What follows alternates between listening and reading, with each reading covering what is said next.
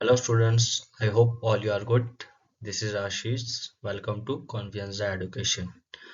आज हम आपके लिए लेके आए हैं क्लास 7th का हिस्ट्री का chapter number 4 the Mughal empire. ये उसका पार्ट 1 है। जल्दी इसका पार्ट 2 भी आएगा।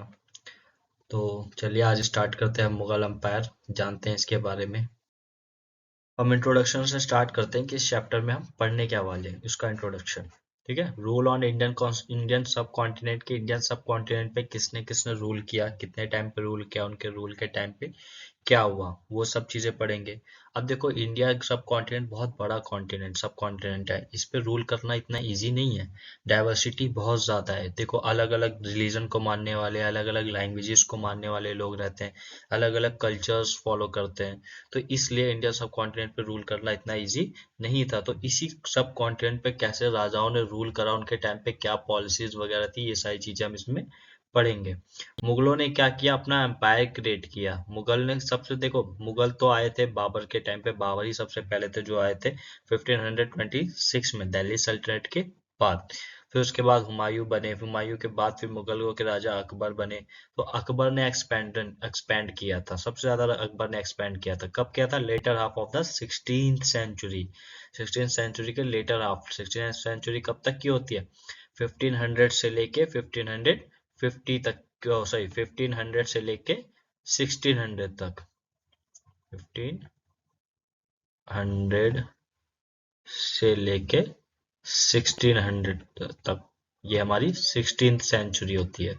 तो इस 16th सेंचुरी की बात कर रहा है, 16th सेंचुरी के लेटर हाफ की बात कर रहे हैं। लेटर हाफ मीन्स 1550 के बाद का टाइम। 1550 से लेके 1600 तक के बीच के टाइम में ही क्या हुआ? एक्सपेंशन हुआ। किसका? मुगल अंपायर का। कहाँ पे? दिल्ली और आगरा से इसका एक्सपेंशन हुआ था। ठीक है।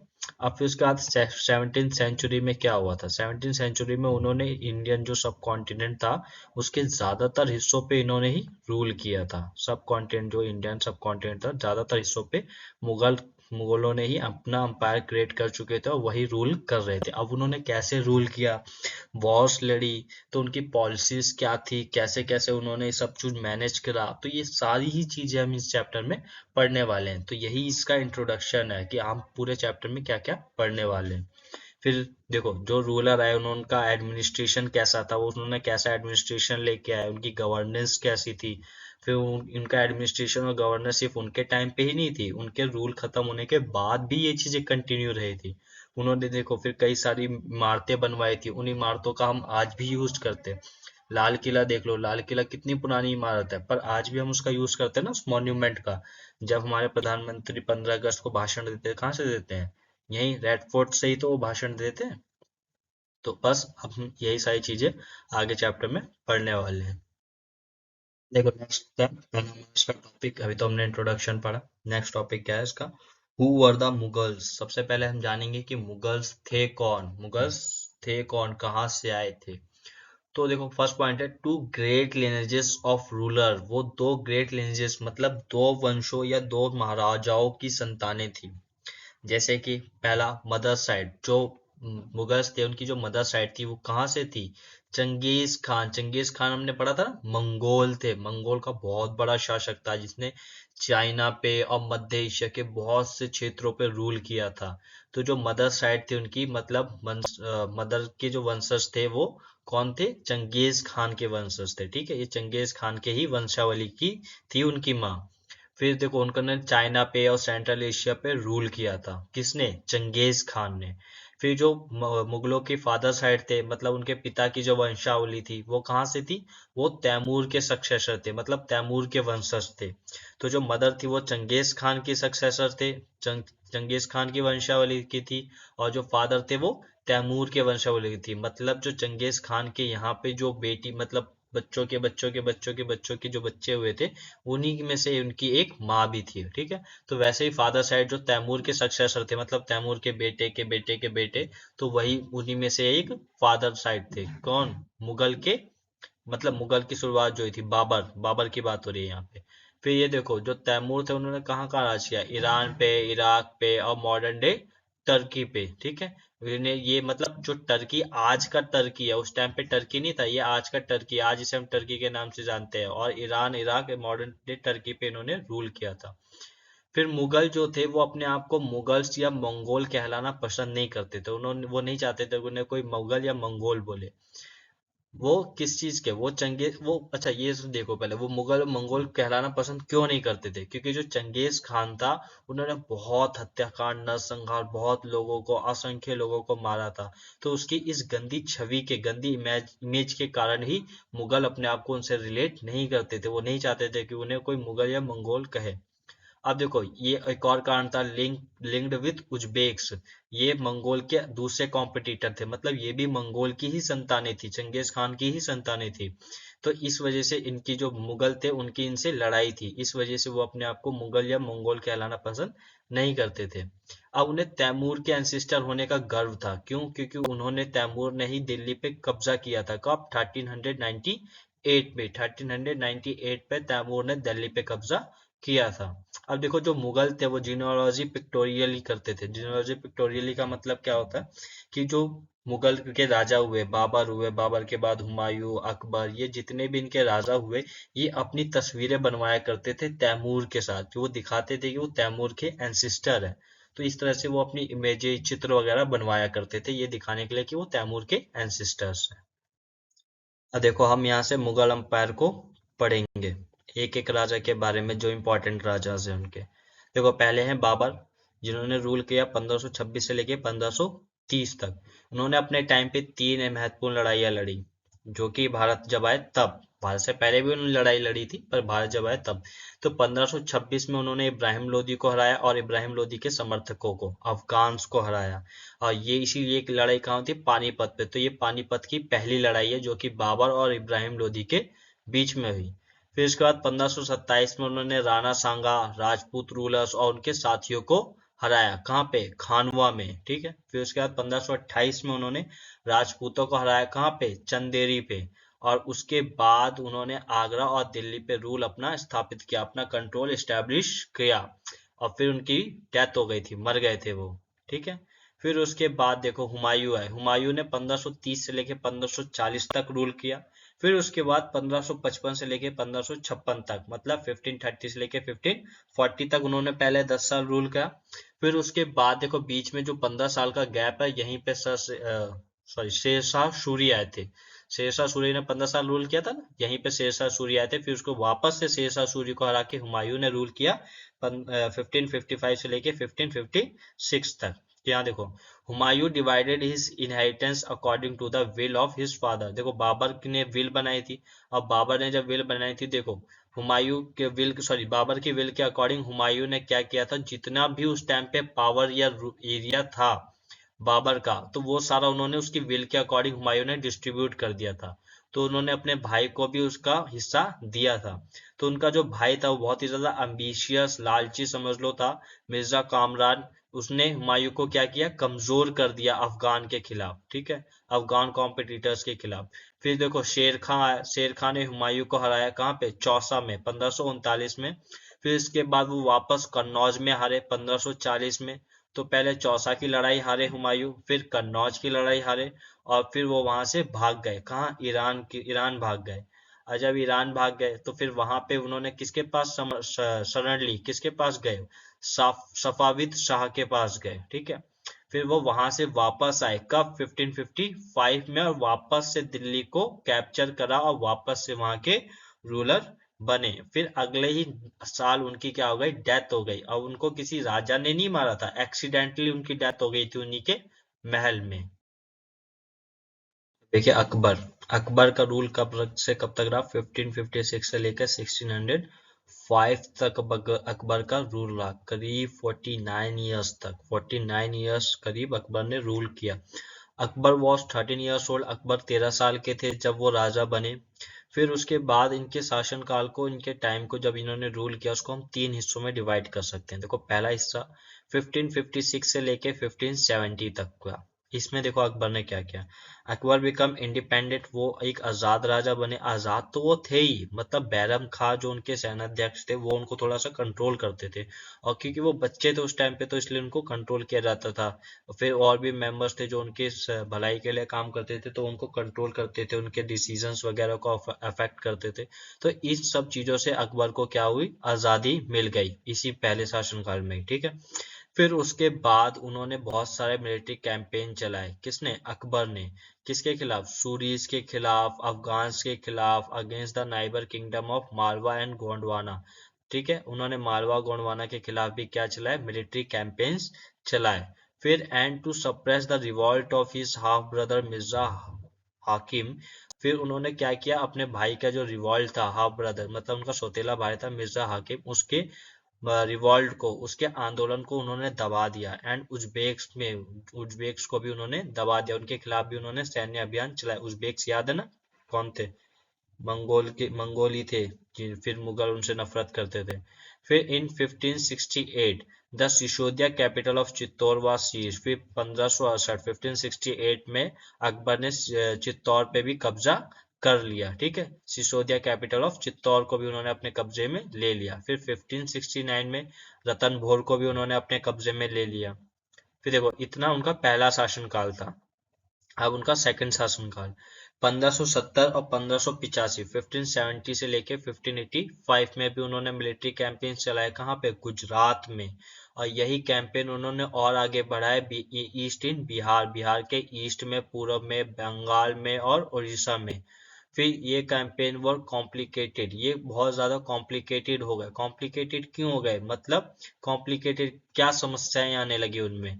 वो समस्याएं थी 1589, 1579 से लेके 1580, इसी 1 से 2 सालों में इनके भाई मिर्जा हाकिम के सपोर्ट में रिवॉल्ट होने लगे, आंदोलन होने लगे। तो इन्हीं की वजह से जो मिलिट्री कैंपेन थे अकबर के, वो अफेक्ट होने लगे, कॉम्प्लिकेटेड होने लगे। फिर देखो थर्ड शासनकाल उनका 1585 से लेके 1605 तक, मतलब लास्ट टाइम जब उन्होंने रूल किया था, लास्ट शासनकाल उनका जब वो रूल कर रहे थे, last 20 years. Expansion of Akbar empire, Akbar का एम्पायर बहुत फैला इस शासनकाल में, लास्ट में बहुत अकबर का एम्पायर फैला। उन्होंने बहुत सारे कैंपेन्स लॉन्च किए, सैन्य आर्मी मिलिट्री कैंपेन्स लॉन्च करे। कहाँ पे, नॉर्थ वेस्ट में। देखो, फिर उन्होंने कांधार को भी सीज कर लिया। कांधार को किनसे आजाद करवाया, सफाविद। सफाविद कौन थे, वही जिन्होंने हुमायूं को पनाह दी थी। सफाविद शाह थे ना जिन्होंने हुमायूं को पनाह दी थी, उन्हीं पे उन्होंने, अकबर ने अटैक कर दिया, उनको अपने कब्जे में ले लिया। किसको, कांधार को। फिर उन्होंने कश्मीर को भी अपने में मिला लिया। एज ऑल्सो काबुल, काबुल को भी उन्होंने अपने में मिक्स कर लिया। After the death of Mirza हाकिम, मिर्जा हाकिम उनका कौन था, सौतेला भाई था। मिर्जा हाकिम की डेथ के बाद उन्होंने काबुल को भी कब्जे में कर लिया। फिर उन्होंने कैंपेन चलाए, कहाँ पे, दक्कन पे, मतलब साउथ साइड, इंडिया के साउथ साइड में। फिर एंड ये क्या है, बेरर और Khandesh and part of the Ahmednagar, ये वहां पे भी इन्होंने अभियान चलाया, उनको कब्जे में ले लिया, ठीक। फिर इसके बाद देखो, last year of his reign, उनके शासन काल के आखिरी समय में, जब उनका राज लगभग मतलब चल रहा था, उनकी डेथ से कुछ समय पहले ही Akbar was distracted by the rebellion of prince Salim. उन्हीं का जो बेटा था सलीम, वो अपने ही पिता के खिलाफ हो गया था, रिबेल कर दिया था उसने, विद्रोह कर दिया था अपने पिता के ही खिलाफ। तो इसकी वजह से अकबर का जो शासनकाल था वो थोड़ा डिस्ट्रैक्ट हुआ, कमजोर पड़ गया। अब वही जो सलीम थे वही आगे जाके नेक्स्ट रूलर बने, जहांगीर। ये देखो, नेक्स्ट रूलर कौन थे, जहांगीर थे। इन्होंने भी ज्यादा रूल नहीं किया, ये 1605 से लेकर 1627 तक ही रहे, करीब 22 साल के करीब इन्होंने रूल किया, 22 ईयर्स। इन्होंने भी अपने पिता की तरह कई सारे मिलिट्री कैंपेन्स चलाए। अकबर जो चला रहे थे उन्हीं को उन्होंने आगे कंटिन्यू रखा। सिसोदिया राजपूत रूलर्स को उन्होंने अपने कब्जे में लिया। मेवाड़ अमर सिंह एक्सेप्टेड, अच्छा, जो मेवाड़ के अमर सिंह थे उन्होंने क्या किया, मुगल सर्विसेज को एक्सेप्ट कर लिया, वो उनके आगे झुक गए। फिर उन्होंने और जहांगीर ने और कैंपेन्स चलाए, कहाँ, सिख के इलाकों में, सिख, अहोम्स और अहमदनगर। फिर देखो, प्रिंस खुर्रम कौन थे, जहांगीर के बेटे थे प्रिंस खुर्रम। अब प्रिंस खुर्रम वही थे जो आगे जाके शाहजहां बने। प्रिंस खुर्रम ही आगे जाके नेक्स्ट एम्परर शाहजहां बने थे। ठीक है, उन्होंने भी अपने पिता के खिलाफ क्या कर दिया था, रिबेल कर दिया था, विद्रोह कर दिया था। पर जो जहांगीर की बीवी थी नूरजहां, उन्होंने शाहजहां को दबाने की कोशिश करी थी कि उसको थोड़ा सा दबाया जाए, पर वो सक्सेसफुल नहीं हुई थी, वो अनसक्सेसफुल हो गई थी, जिसकी वजह से फिर जहांगीर के बाद शाहजहां नेक्स्ट रूलर बने। देखो नेक्स्ट है शाहजहां। हाँ, शाहजहां इन्होंने भी मुगल कैंपेन्स को जारी रखा जो कि अकबर ने चलाया, अकबर के बाद जहांगीर ने चालू रखा, फिर अब शाहजहां ने भी उसको चालू रखा। वो कहाँ उन्होंने मुगल सॉरी मिलिट्री कैंपेन्स कहाँ चलाए, दक्कन में चलाए। द अफगान नोबल खान जहां लोधी, इन्होंने क्या किया, अफगान के जो नोबल खान जहां लोधी थे उन्होंने रिबेल कर दिया, विद्रोह कर दिया, पर वो विद्रोह हार गए, शाहजहां ने उनको हरा दिया। ठीक है, फिर कैंपेन्स वर लॉस्ट अगेंस्ट अहमदनगर, कैंपेन्स कहाँ चलाए गए, अहमदनगर में चलाए गए, बुंदेल्स में चलाए गए, पर ये सब जगह हार गए। ठीक है, बुंदेल्स हार गए, अहमदनगर में भी ये बुंदेल्स हारे। ठीक है, शाहजहां नहीं हारा, बुंदेल्स हार गए। एंड ओरछा सीज, और शाहजहां ने ओरछा को भी सीज कर लिया, अपने कंट्रोल में ले लिया।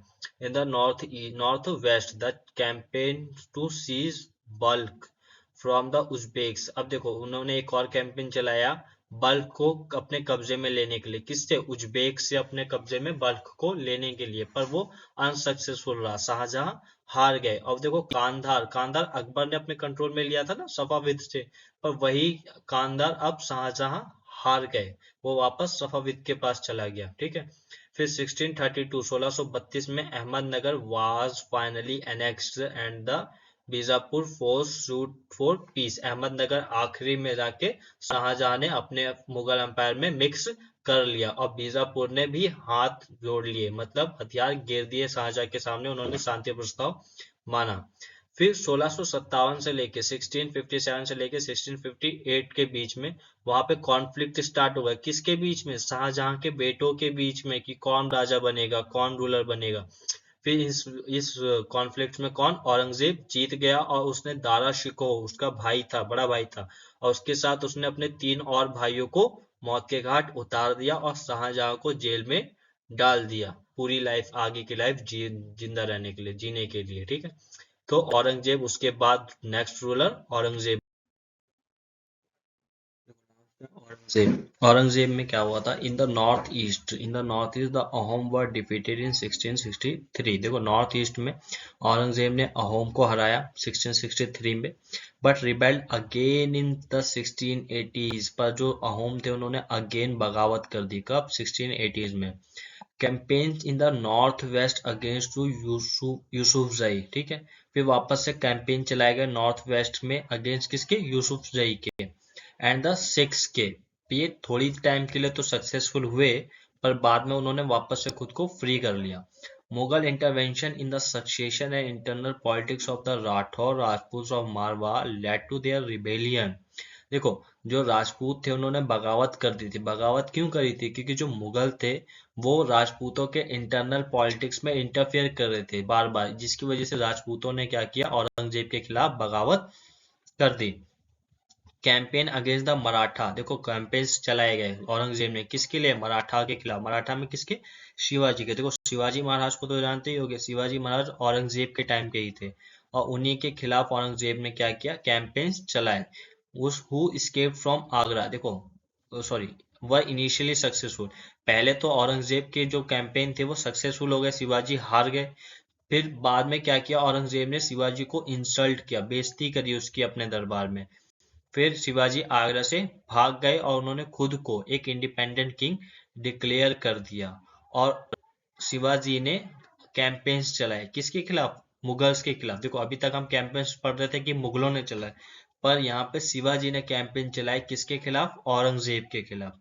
प्रिंस अकबर, जो प्रिंस अकबर थे उन्होंने रिबेल, बगावत कर दी, किसके खिलाफ, औरंगजेब के खिलाफ। औरंगजेब के खिलाफ अकबर ने बगावत कर दी, और अकबर को सपोर्ट मिला, किस किस से, मराठा से मिला, डेक्कन सल्तनत से मिला, पर फाइनली जो अकबर था वो भाग गया, सफाविद ईरान भाग गया। ये देखो ये भी कहाँ गया, सफाविद ईरान ही गया, जहाँ पे हुमायूं गए थे जब वो वॉर हार गए थे। फिर आफ्टर अकबर्स रिबेलियन, अकबर के बगावत के बाद औरंगजेब ने क्या किया, अपनी आर्मी भेज दी, कहाँ पे, डेक्कन सल्तनत। डेक्कन सल्तनत ने अकबर को सपोर्ट किया था ना, तो उसको उसके इस वजह से उसको खत्म करने के लिए औरंगजेब ने अपनी आर्मी भेजी। फिर उन्होंने बीजापुर, औरंगजेब ने बीजापुर को मिक्स कर लिया अपने में 1685 में। फिर उसके बाद उन्होंने कैंपेन को खुद मैनेज किया। उन्होंने सॉरी, ये यहाँ पे एक लाइन रह गई। हाँ, 1685 में उन्होंने बीजापुर को अपने कंट्रोल में किया और 1686 में गोलकोंडा को अपने कब्जे में किया। फिर 1698 में औरंगजेब ने खुद एक कैंपेन चलाया जिसको उन्होंने खुद अब पर्सनली जाके मैनेज किया। वो कैंपेन किसके खिलाफ था? मराठाओं के खिलाफ था। ठीक है, मराठा गुरिल्ला वॉर करते थे, गुरिल्ला वॉरफेयर में वो बहुत ही सक्षम थे, फेमस थे। तो इसके खिलाफ औरंगजेब ने अपना कैंपेन चलाया था। पर Aurangzeb also had to face the rebellion in north India. जब वो कैंपेन चला रहे थे उस टाइम पे औरंगजेब को नॉर्थ इंडिया में भी बगावत, विद्रोह का सामना करना पड़ रहा था। और नॉर्थ में किसने विद्रोह किया था? सिख ने, जाट ने, सतनामीज ने। ठीक है, और नॉर्थ ईस्ट में भी उन्हें बगावत का सामना करना पड़ रहा था। किसके? आहुम्स के। और डेक्कन में मराठास के विद्रोह का सामना करना पड़ रहा था। फिर देखो, इतना सब विद्रोह हो रहा था, वहीं उसी टाइम पे क्या हुआ? डेथ हो गई। किसकी? औरंगजेब की। औरंगजेब की डेथ क्यों हुई? क्योंकि उसके बच्चों के बीच में कॉन्फ्लिक्ट्स हो रहे थे। किसकी वजह से? किस वजह से? कि कौन राजा बनेगा औरंगजेब के बाद। इसी कॉन्फ्लिक्ट्स के चलते औरंगजेब की डेथ हो गई।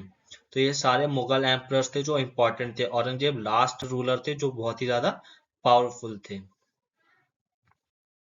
नेक्स्ट टॉपिक है हमारा मुगल मिलिट्री कैंपेन्स। देखो, मुगल मिलिट्री कैंपेन्स में क्या दे रखा है? पहला point, Babur the first Mughal emperor. जो बाबर था वो फर्स्ट मुगल एम्परर था, ये हमने अभी पढ़ा भी था। वो 1526 में इंडिया आया था और 1513 मतलब 1530 तक वो रहा था। उसने उसके बीच में 3 वॉर्स लड़ी, हमने वो भी देखा था। Succeeded of the throne of Fergana in 1494। वो मतलब फरगना के राजगद्दी पे बैठा था। कब? 1494 में। तब उसकी एज कितनी थी? ओनली 12 ईयर्स ओल्ड था। ठीक है, फिर invention of another Mongol group the Uzbeks. ये देखो, उज्बेक्स वहां पे जब फरगना पे बाबर बैठा था तो उज्बेक्स वही मंगोल के थे, ये मंगोल के। तो ये वहां पे अनदर मंगोल ग्रुप आया और उसने वहां पे उससे गद्दी छीन ली। फिर उसके बाद बाबर सीज काबुल इन 1504। देखो, जब उज्बेक्स ने से गद्दी छीन ली तो वो भाग गया था बाबर वहां से। और बाबर ने फिर 1504 में जाके काबुल पे हमला किया और उसको जीत लिया। फिर 1526 में उसने इब्राहिम लोदी को हराया और दिल्ली का सुल्तान मतलब दिल्ली का राजा बाबर बन गया। और ये याद है ना, इब्राहिम लोदी से जब उसने फाइट करी थी उसे हम पानीपत की वॉर बोलते हैं। फिर बाबर वॉन, जब बाबर ने सुल्तान को हरा दिया तो बाबर ने क्या जीत गया गद्दी, तब वो दिल्ली और आगरा का राजा बना। दिल्ली और आगरा उसने जीत लिया। उस टाइम पे जब बाबर ने अपना शासनकाल स्थापित करा तो अफगान जो थे उसके लिए इमीडिएट थ्रेट थे। क्यों? क्योंकि ये इब्राहिम लोदी के साथी थे। तो इब्राहिम लोदी के साथी थे, तो जब इब्राहिम लोदी हार गया था तो अफगान ने बाबर पे अटैक करने की स्टार्टिंग करी थी। तो बाबर के लिए अफगान क्या थे? इमीडिएट थ्रेट थे उसके लिए, खतरा खतरा। ठीक है, फिर उसके बाद है Mughal tradition of succession. Mughal tradition of succession, जैसे कि मुगल में राजा का बेटा राजा कैसे बनता था, ये सारी चीजें। Mughal did not believe in primogeniture. ठीक है, मुगल जो थे वो प्राइमोजेनिचर पे बिलीव नहीं करते थे। प्राइमोजेनिचर मतलब ज्येष्ठ अधिकार। ज्येष्ठ अधिकार मतलब कि जो राजा का सबसे बड़ा बेटा होगा वो राजा बनेगा राजा के बाद, किंग के बाद। तो ये चीज मुगल एक्सेप्ट नहीं करते थे, वो इस चीज में बिलीव नहीं करते थे। मुगल किस में बिलीव करते थे?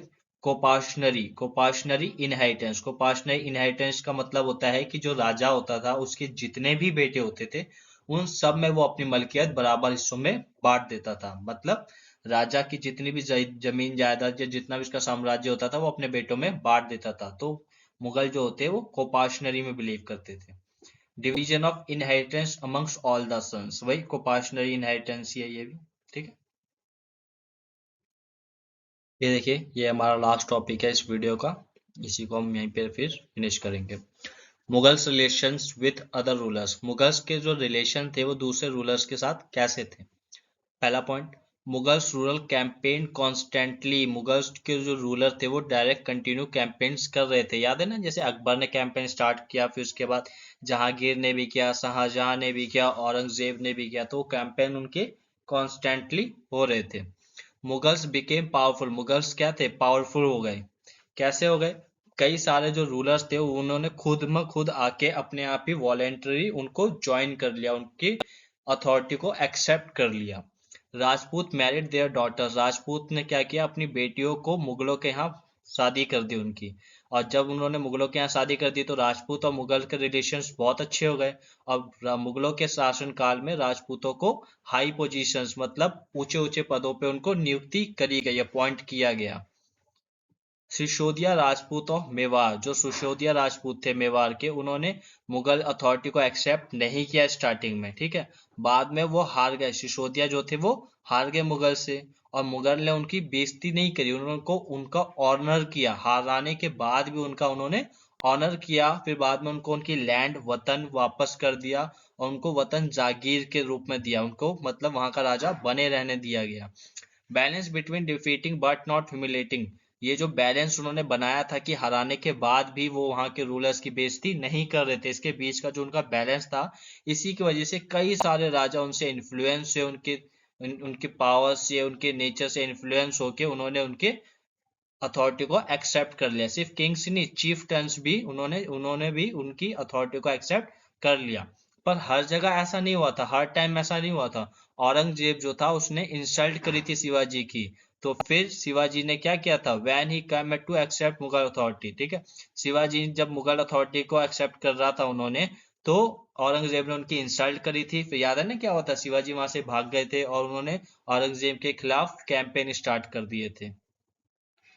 तो दिस इज द चैप्टर, ये चैप्टर यहीं फिनिश होता है। अगर आपको वीडियो अच्छी लगी हो तो उसको लाइक करें, चैनल को सब्सक्राइब करें, और डिस्क्रिप्शन में लिंक है इंस्टाग्राम का भी, व्हाट्सएप का भी। अगर आपको कोई क्वेरी या प्रॉब्लम है तो आप पूछ सकते हैं या कमेंट कर सकते हैं।